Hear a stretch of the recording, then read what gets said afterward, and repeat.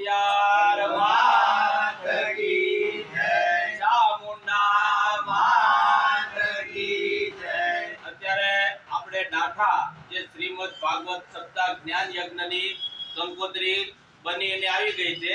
અને અમે કંકોત્રી લખવા બેઠા છીએ। તો પહેલું માં ખોડિયારનું નામ લઈ કંકુ ચાટીને લખવી કંકોત્રી, લખવા કઈ ખોડિયાર માના નામ,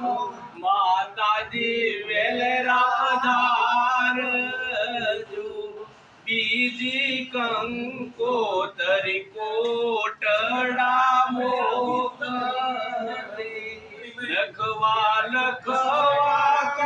સામુંડા માના નામ,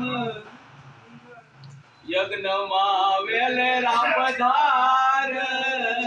બોલ ખોડિયાર માત કી, ચામુંડા માત,